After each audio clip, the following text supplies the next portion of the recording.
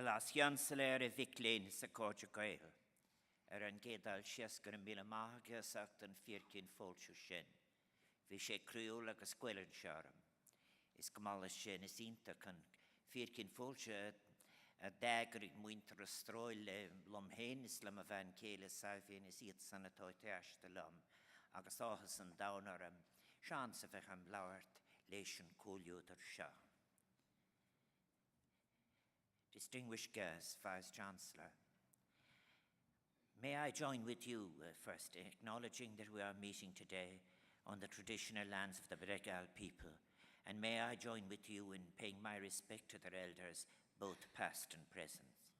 Jenim sin agus glachim leis mi culture iantach orsa a bhí acha is guim banacht or a sanata mi iad sanata an fuiloher is a mega an santa qui. May I thank you, Vice Chancellor, for your kind introduction of me this evening.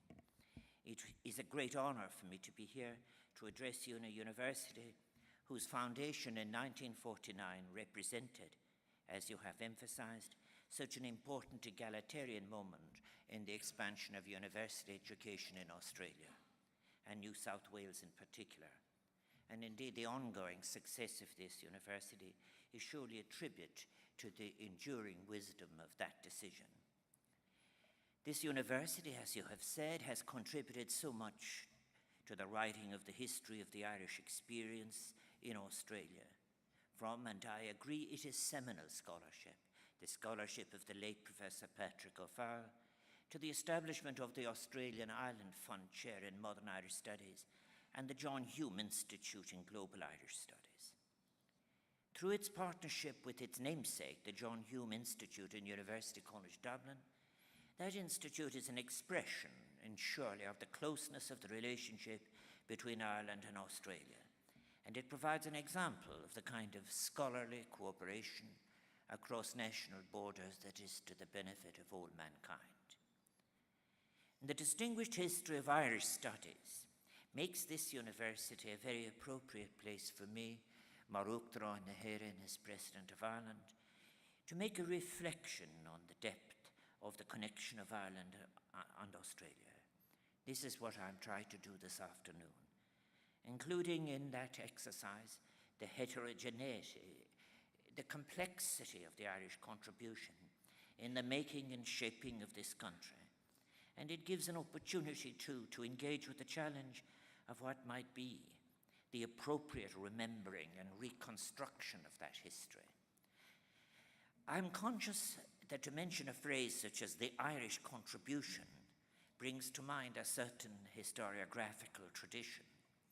And this is a trope evident early in the decades before Federation, in particular, which Professor Robert Rees has termed contribution history, that celebrates the accomplishment of political and economic success as the apotheosis of the Irish achievement in Australia. You have already referred to an aspect of that. Now, this tradition has had its moments. It played an important polemical role in its time and with various intent. James Francis Hogan's The Irish in Australia was published in 1887. And it emphasized the facility with which the Irish in Australia had adopted themselves to legislative affairs in the self-governing colonies, and thus offered a shrewd rebuke to those who wished to deny home rule in Ireland. It was a kind of secondary argument. And indeed, there had been a very significant contribution, and it does, of course, include John Henry Plunkett, includes William Hearn, and includes so many others. Cardinal Patrick Moran's History of the Catholic Church in Australasia was published in 1895 and recast the Irish convicts as martyrs for religious freedom. Virtuous forebears, as it were, of a Catholic civilization being constructed between the Indian and Pacific Oceans. Piers Cleary's Australia's Debt to Irish Nation Builders was published a decade and a half after the bruising conscription referenda of 1916 and 17. And I don't have to tell anyone here in the room that Billy Hughes and Archbishop Mannix had different opinions. I think in the course of P.S. Cleary's Australia's Debt to Irish Nation Builders, he called up the names of no less than 23 Irish Australian state premiers for the purpose of making the point, exemplifying, as it were, the patriotic bona fides of the Irish, and to emphasise their contribution to Australia that could be relied on into the future. This historiography of the contribution, which articulates the historical experience of a particular culture or ethnic group, however narrowly or widely defined, as a succession of individual contributions to a singular but shared series of national achievements, was aimed at integrating what had been perceived at times as what might be called a specifically Irish Catholic other into colonial Australian society. It isn't possible for me today, even if I desire, to simply recapitulate that approach. It always was, I feel, that historiography of the contribution insufficient as method, and in that insufficiency, it was tendentious. It required the neglect of too much of that which has passed. For example, the nature of the arrival experience from the perspective of those arriving, and the response to that arrival from the perspective of the first occupants of this landmass.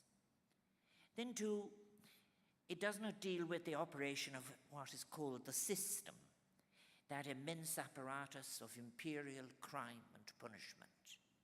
And it ignores too the differing nuanced forms and consequences of settler capitalism, a venture which after all displaced so many. It is thus a relatively recent historiography that attempts to deal with the collision of these projects of discovery, place of banishment, settlement, domination, and of above all, the subject of the treatment of the first occupants. For let us never forget, Australia was never, for 70,000 years, except in the ideological hubris of imperialism, a terra nullius, an empty country, nobody's land. The problem of historiography, then, as I have been describing it, is to me a moral one as well as one of adequacy of scholarship. And this should not surprise us, as any historiography, and particularly one dealing with such a connection as the one between Ireland and Australia, is likely to be influenced by the dominant popular historical narrative of the time. A narrative which was often, in the times under consideration, narrowly national in its scope, certainly limited in its inclusivity, and increasingly being used to provide material for the tracks of polemicists rather than historians, whether professional or dedicated amateurs, and there are very many contributions from dedicated amateurs. We've moved on, and we're very fortunate that much new historical work has been carried out on the experience of the Irish in Australia.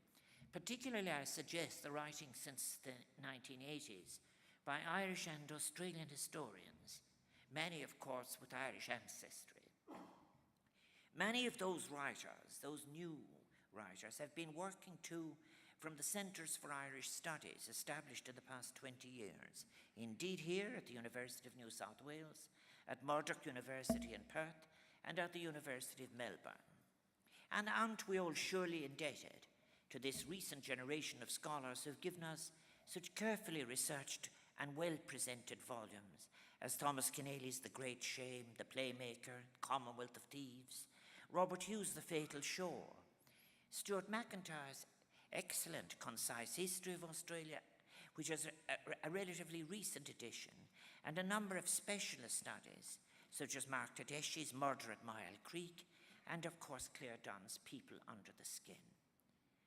I have been rereading these, and also I want to express my thanks to the kind person who sent me 100 poems you should know, with contemporary poets from Australia, and indeed are so impressive. On that, I thought something very interesting occurred to me, was the particular kind of Australian humour which informs that writing in the contemporary period, the sideways glance at reality. But the scholarship to which I've just been referring, I suggest, provides a richer and much more inclusive basis on which to make a reflection on the Irish experience in Australia. As I address the challenge, then, of interpreting history as it affected the Irish who came to Australia, I have another impulse, and it is one that I regard as an advantage of being able to reflect on the experience of some of my own ancestors. My grandfather's brother, Patrick Higgins, born only a few years before the Great Famine on Gortamore, which would leave 1 million dead and 2 million fleeing Ireland between 1845 and 1852. Patrick Higgins and his sister Marianne arrived in Moreton Bay in 1862 aboard the Montmorency. There were 77 passengers, 1 person had died on the voyage, and 3 babies had been born.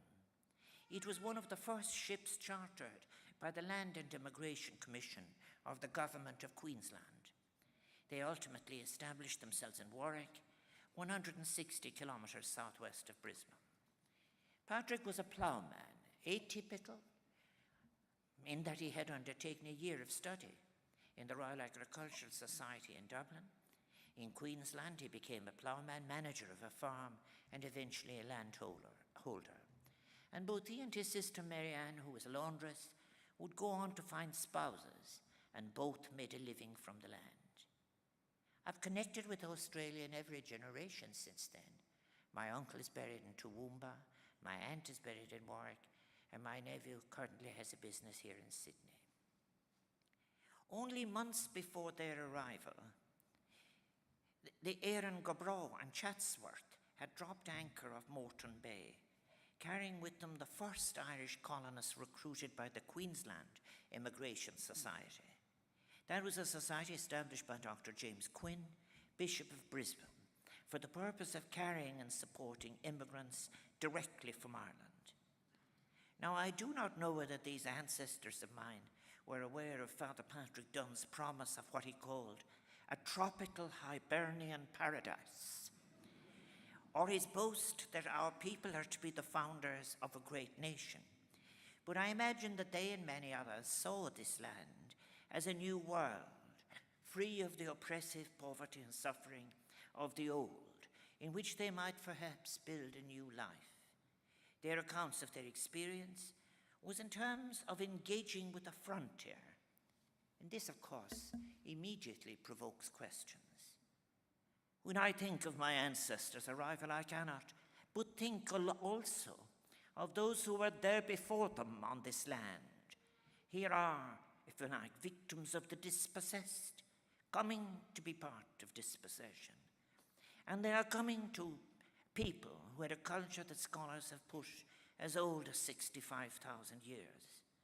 And the words of that great poet and champion of the rights of her people, Uachtaráin, Uachtaráin, Kath Walker, and her description of the desolation and loss engendered by expanding European influence over what would become the colony of Queensland come to mind.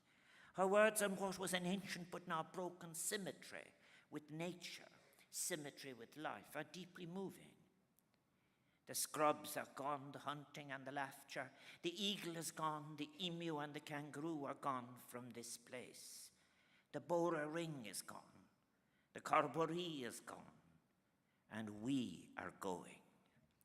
What was the character then of the Ireland my ancestors left? The source of these new arrivals that could be described? Those fleeing from conditions of famine, lucky to survive. There were survivors too of evictions which had started before the famine. Involuntary exiles, all anxious to escape, they'd been offered a new life, but they were nevertheless entering the lands of people who, as I have read these lines, you could see, must have foreseen their own dispossession. That was the nature of the land to which they journeyed. It was not a terra nullius. And what was to be made of such an arrival then? What is to be made of it today in an ethical historiography? These are profound and complex and troubling questions They are captured by Judith Wright's description of walking the beach at Lake Cooloola and walking on clean sand among the prints of bird and animal. I am challenged by a driftwood spear thrust from the water, and like my grandfather, must quiet a heart accused of its own fear. Affecting some amnesia towards this period of history, avoiding contradictions upon which I must reflect, is not an option. It would be insufficient for me to simply reiterate a historiography of the Irish contribution to Australia.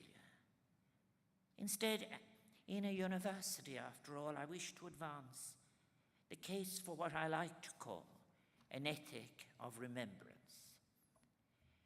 The construction and contribution of a strategy for an ethic of remembrance has been a project I've been attempting in my presidency since 2011, on the 11th of the 11th, 2011. I have been doing so, as a response partly to the challenge of the commemoration of the formative events that took place in Ireland between 1912 and 1922.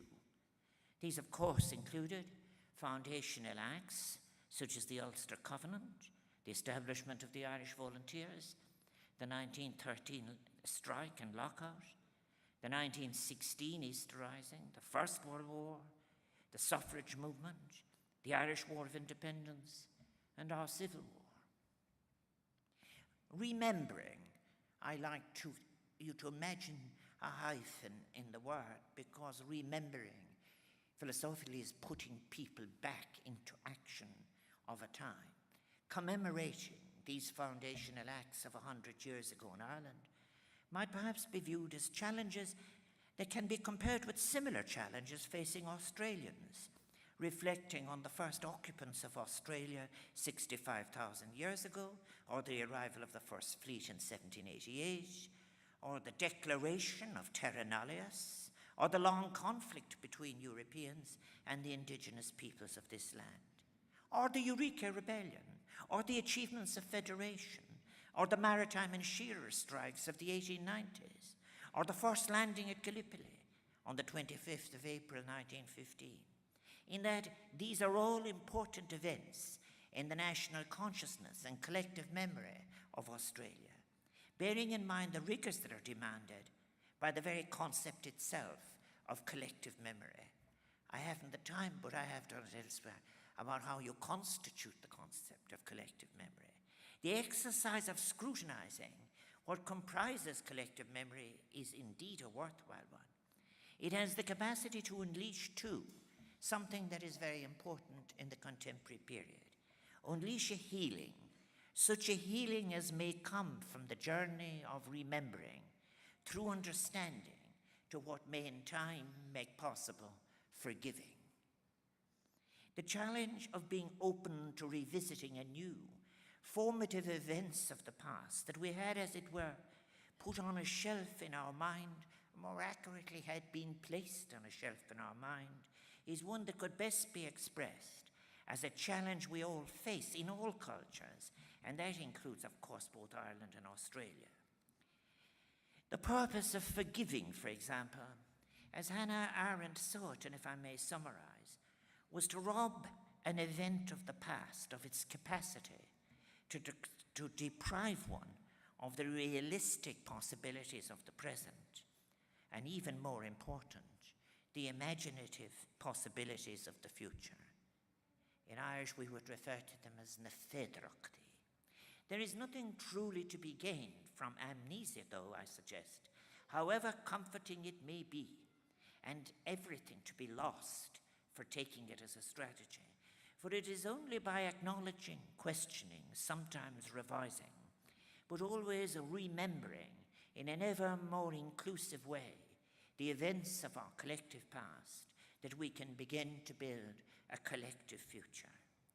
And that is why, for example, in Ireland, during what we have termed the decade of centenaries, we sought, for example, to restore to our national memory those men and women from the south of Ireland, 250,000 in number, who served in British forces in the First World War, of whom 35,000 may never have come home. They shared the terrible experience of war in Europe with the children of other countries, at Gallipoli in the Middle East. But the Irish returnees were remembered and treated quite differently when they returned to the south of Ireland than, for example, the Irishmen who fought in the Australia and New Zealand Army Corps when they returned to their new homes. We have sought to address this. In remembering them in our narrative, we seek not to minimize what remains as important, legitimate, and crucial debates regarding the causes and consequences of what was, after all, a collision of competing empires that led to a world war, that lost a generation in war. But what we seek to recognize, rather, is the lives of those Irish soldiers lost, and those, after all, whose potential and promise were extinguished on the battlefields of a war which had been declared.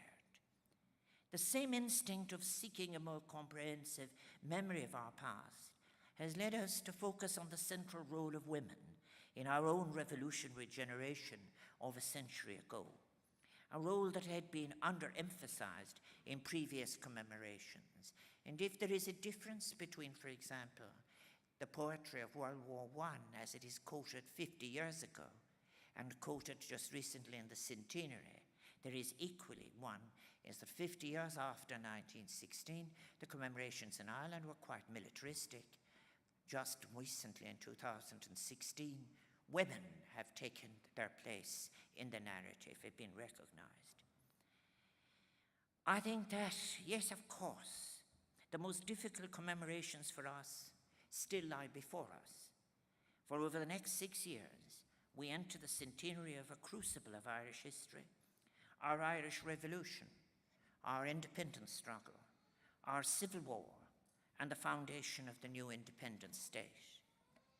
The 1918 general election, in which the plurality of Irish people, newly enfranchised through the introduction of universal suffrage, following the culmination of a long struggle by women and working class people in Ireland, they voted for a nationalist movement committed to achieving a separate and independent Irish Republic, which was to be achieved by withdrawing from the British Parliament.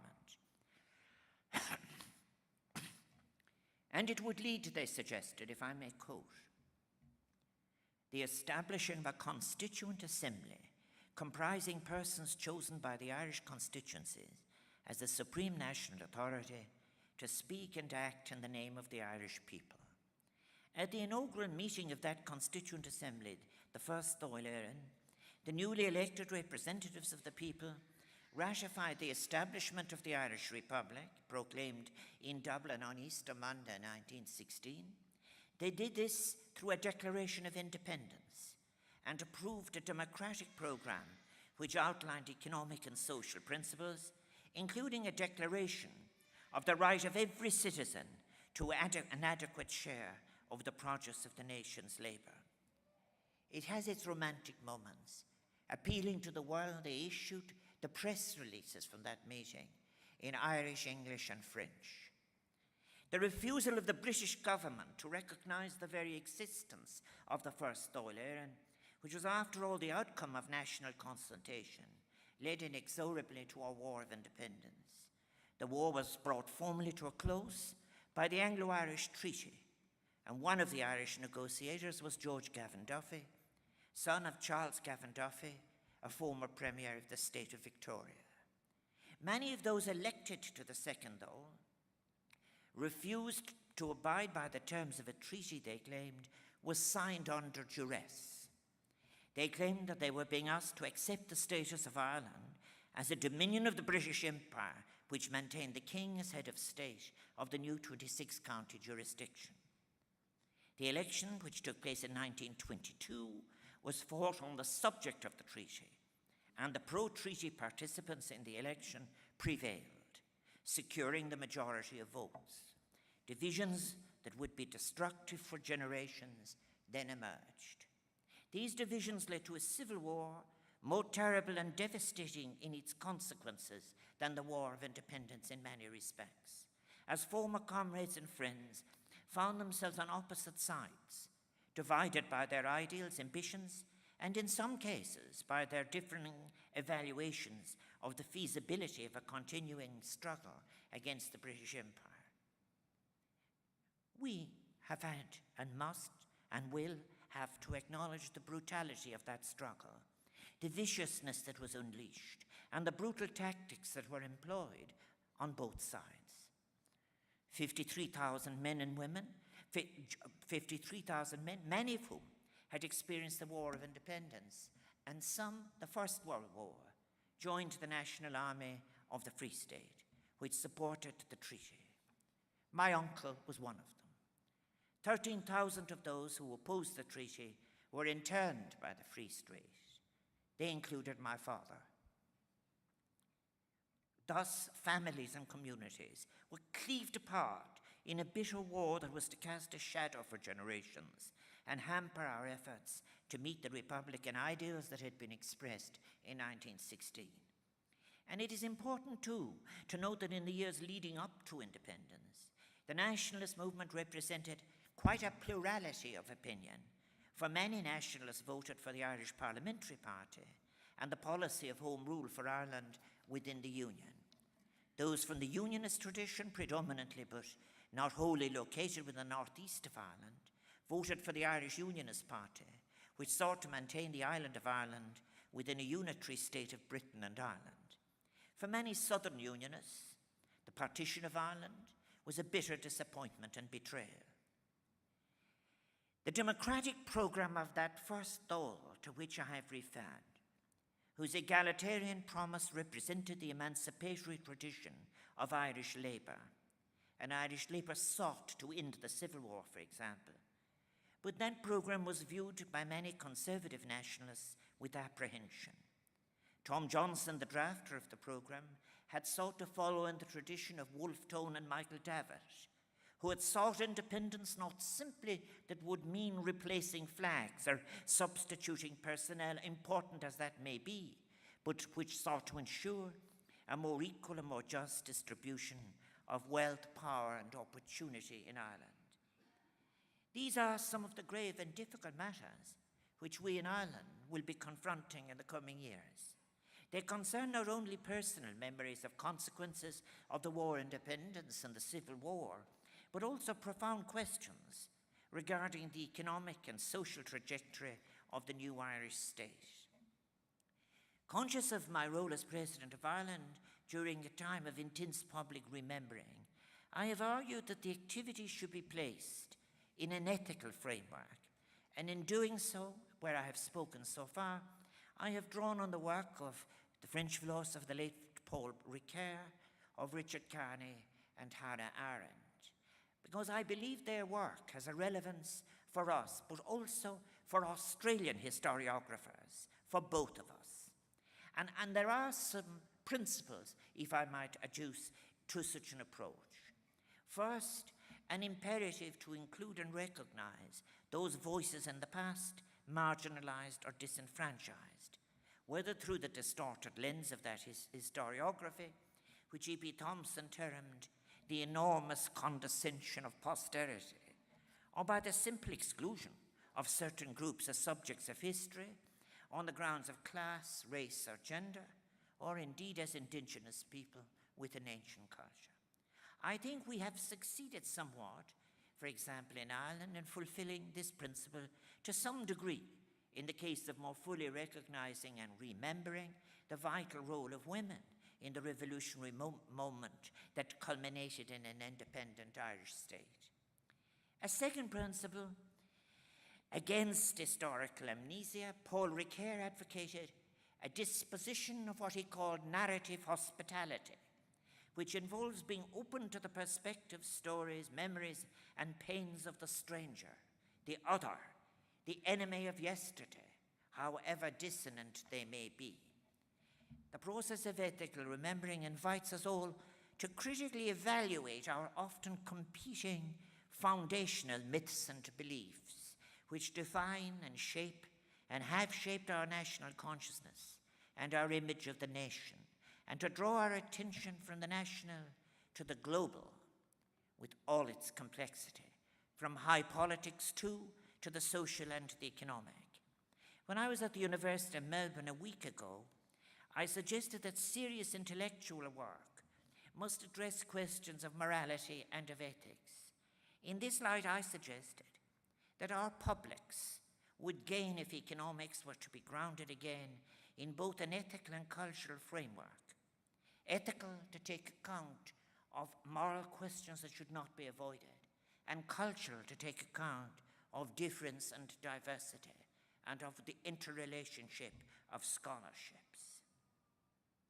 Eschewing amnesia then, and with some trepidation as to meeting the standards of ethical remembering and having announced 2 principles, I attempt to reflect on the Irish experience of migration, including migration to Australia, forced, impelled, and voluntary, in the century following the arrival of the first fleet. The story of those who were displaced, dislocated, relocated, sometimes directly by the state, sometimes due to the development of a precocious industrial capitalism, and sometimes of their own volition. That is perhaps most salient to a discussion of the Irish arrivals in Australia in the late 18th and through the 19th centuries. The first European permanent arrival on this land occurred, we again say, 65,000 years after humans, it is calculated, first occupied Australia. And this arrival, this first European permanent arrival, was largely the consequence of a policy of transportation, whose origins arose in the late 16th century England, at times of acute social crisis, harvest failures, widespread starvation, when the English countryside was being slowly transformed by the enclosure of common land as the public purpose yielded to private power. Thomas More vividly described in his Utopia that sheep, as he put it, would eat up and swallow down the very men themselves, as tillage gave way to pasture, leading in some places to rural depopulation. And so-called vagabonds and sturdy beggars, dislodged by this development, roamed the land, frightening a governing class, always fearful of social unrest. And in response, the English Parliament declared in its legislation that such, I quote, rogues should be banished from out of this realm, and shall be conveyed to such parts beyond the seas as shall be assigned by the Privy Council. Initially confined to England in the early 17th century, the use of convict transportation was extended to Ireland by the English Commonwealth during the Cromwellian invasions, when prisoners of war, priests, vagrants were sent to labor in Virginia and the Caribbean. This represented a consequence, a tool of conquest, and an expression of a brutal political economy of primitive accumulation. The most turbulent opponents of Cromwellian rule were removed, and upon arrival were disposed of as unfree laborers to serve sentences of 7 or 14 years in the plantations of the New World. The transportation system represented a quite different logic in 18th century England, reflecting its origins as a mechanism for social control, but for some, an instrument for reform, and even an alternative to the death penalty. In England, it was driven not by the imperatives of conquest, but by the remorseless expansion of the market economy, a process given a new life and new impetus by the Revolution of 1688, and the transformation of the relationship between the people and the land in which they lived and worked, as complex customary rights to the commons, established over many centuries, were extinguished by parliamentary fiat. To protect the newly acquired rights to this new private property, the statute book, for this was a parliamentary process, was marked by a great expansion of criminal offences to which capital punishment applied. The great legal scholar Blackstone complained in the 1760s that there were 160 of such in force, as parliamentarians sought to maintain their faith in the deterrent effect of the hangman, even as perceptions of criminality continued to rise. Recourse to a system of transportation was not a peculiarly English or British phenomenon. It was rather more common expression of the fears and ambitions of empire, a way that empire sought to dispose of disciplining and reforming troublesome surplus peoples. It was seen as a strategy for dealing with overcrowded cities filled with vagrants, considered to be subversive, a danger to good order. In addition to its early period, transportation was used as a means of opening up what are described as new frontiers to cultivation and exploitation. Dutch, Spanish, and Portuguese convicts were used as indentured agents of imperial expansion, circulating the Indian and Pacific Oceans to the Americas, Cuba, Philippines, Java, the Cape of Good Hope, Goa, Sao Tome, Brazil, Mozambique, Angola. One could go on. Russian convicts were shipped to Siberia and Sakhalin Island, and Qing China used convict labor to open up its western frontier after conquest. We must then situate the system of convict transportation within that broader context and recognize that there is no monopoly in memory on suffering or victimhood. The Transportation Acts of the 18th century British Parliament were faithfully followed by the Irish Parliament, but adapted for Irish circumstances, so that by 1735, the judges and magistrates of Dublin were authorised to order transportation as a punishment for vagrancy, a measure which was used far more frequently than in England. More than 13,000 Irish men and women were transported to North America in this way in the 50 years before the American Revolution of 1776. Now we must recall that Ireland in the 1780s and 1790s was in a state of intellectual, economic, and social ferment. I think, too, it was a time of great European intellectual energy as well.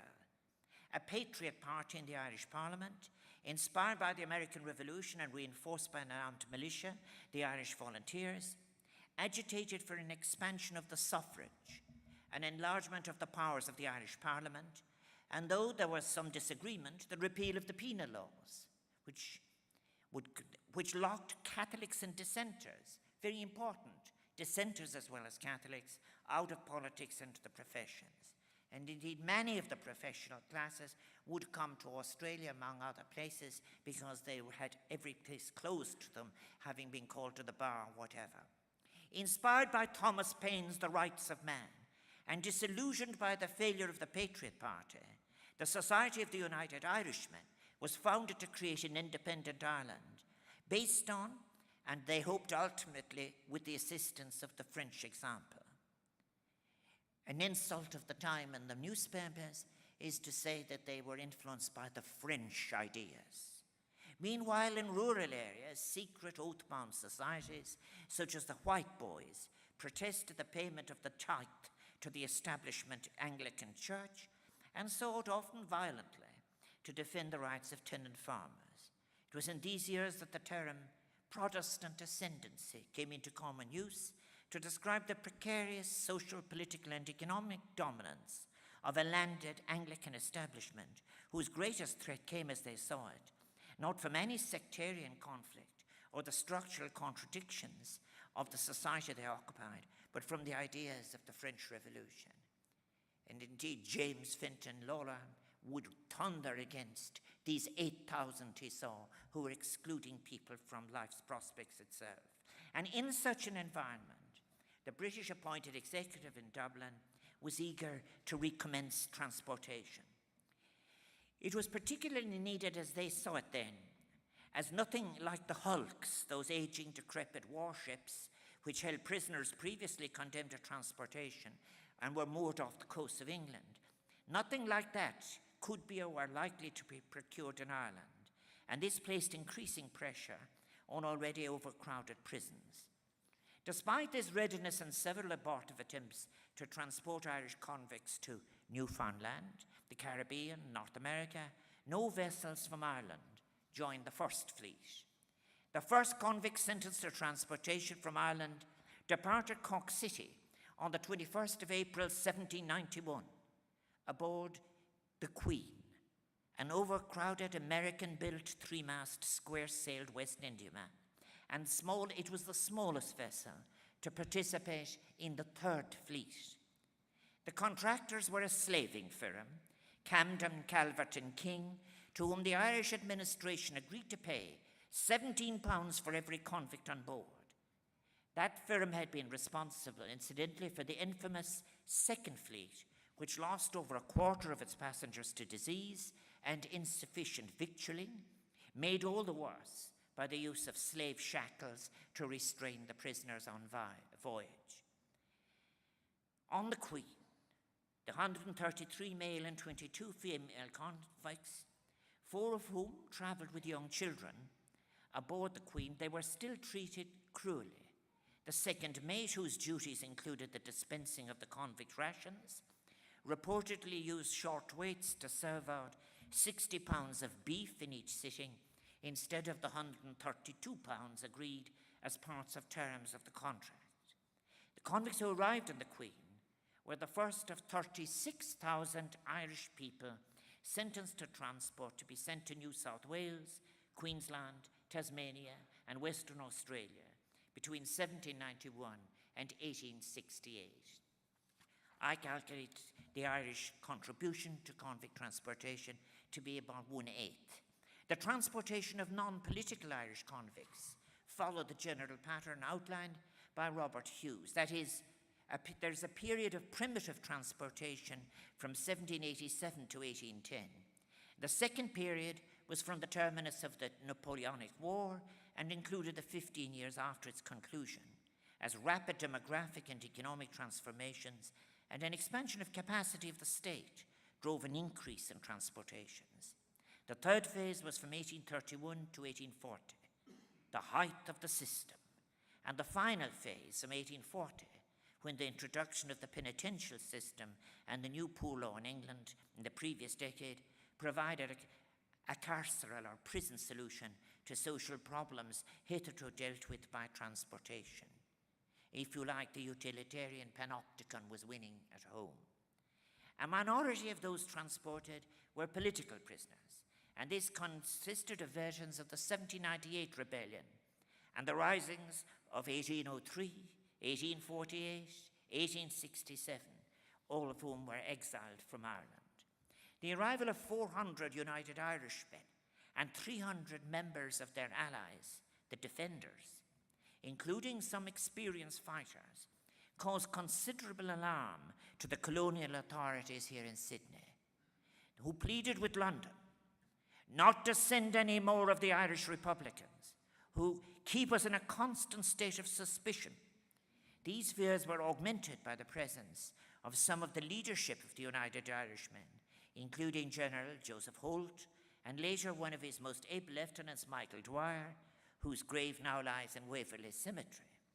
These fears were given substance and form in the Castle Hill Rebellion, as Irish political prisoners led by Philip Cunningham, fired up by news of Robert Emmet's rebellion of 1803, uttered the familiar cry of death or liberty, and it is said, the much more unfamiliar, and a ship to take us home, and planted the Tree of Liberty and Government House. Following the death of Cunningham, the remaining ringleaders were court-martialed and hung in chains at Parramatta, Castle Hill and Sydney. Joseph Holt, despite his protestations that he was not involved, was sent to Norfolk Island, where he chronicled an experience that, in his words, exceeds in cruelty anything that can be credited. Dr. Anne-Marie Whitaker has traced the fates of many of the other United Irishmen and found that some prospered under the rules of Governor Macquarie, which is unsurprising. The leadership of the United Irishmen, after all, tended to reflect the same social composition as did their French Revolutionary comrades: skilled tradesmen, professionals, merchants, and schooled in radical democratic politics, a number became leaders of the emancipist faction, and the eldest son of Richard Dry, a prominent anti-transportation advocate, became the first Australian-born Premier of Tasmania. Integration into the new colonial society did not dissolve bonds of solidarity of an strange kind between political prisoners. For example, James Meehan, the Deputy Surveyor General of New South Wales and most influential 1798 man during Macquarie's term as governor, befriended Edward Ryan, who was transported to Australia in 1816 for his participation in the White Boys, a secret agrarian society dedicated to defending tenant rights. Ryan was emancipated in 1830, established a pastoral empire at Borowa, 300 miles west of here. Thomas Keneally, in his magnificent book, The Great Shame, has recounted that sometimes tragic stories of the gentleman revolutionaries and intellectuals of the Young Islander movement of 1848, William Smith O'Brien, John Mitchell, Thomas Francis Maher, Patrick O'Donoghue, Terence Bellew McManus, Kevin Isaac O'Doherty, and John Martin. But I think there's something not to be ignored. Despite their romantic and generous vision of the Irish nation, profound ethical differences later emerged between them. For after all, after escape to America, John Mitchell supported the slave-owning Confederate States, while Maher served as the general of the Irish Brigade in the Union Army. The forces which influenced the free migration then of 250,000 Irish people to Australia, like my ancestor, they were more complex, for it was now the rhythms of the new global capitalist economy of the long 19th century which structured their experience. Often when I look back at all these studies on migration, I see great value in a distinction Emile Durkheim had in his classic work on suicide. External factors explain fluctuations in the rate, but local factors and personal factors explain the incidence, the decision in any case. But the Irish economy, after the famine, was a small, poor agricultural one, and as such extremely open to world markets. Fluctuations in agricultural prices and poor harvests had devastating effects, and against a general background of a long transition from arable tillage to pastoral farming, enforced at times through evictions which had started before the famine, leaving some with no option but to emigrate. One has to ask the question, how free or voluntary was such a choice? The historian David Fitzpatrick reminds us, Irish immigration to Australia then in this period, this 1/3 was influenced more by the availability of assisted migration. And that is the case of the Queensland one I have referred to. The fortunes of the Australian economy and phenomena of chain migration, these I think were really Fitzpatrick's view. I think that they had a greater influence than anything else. They were surely responsible as to the decision to immigrate, maybe rather than the destination. I think at the 1862, as the Montmorency left, it was a period of poor harvest in Ireland, and at a time when the American Civil War was raging, so the North America was cut off. At that particular time, after the 1862 Act, you could buy land at £1 an acre, and then at the same time, land was 3 an acre in Nova Scotia. The number of Irish, why? Because, of course, now the sale of Crown lands was being used to fund assisted migration. The number of Irish born living in Australia peaked in 1891 at 228,000. Since then, numbers have reduced in overall terms, in proportional terms, as the proportion of Irish-born residents relative to the overall population. One can discern a combination of push and pull factors affecting the rates, as I have said, with the relative health of both economies, the ease of entry to alternative migration destinations, as I've instanced, having a clear influence on the numbers, the rate of immigration of the Irish choosing to come to Australia.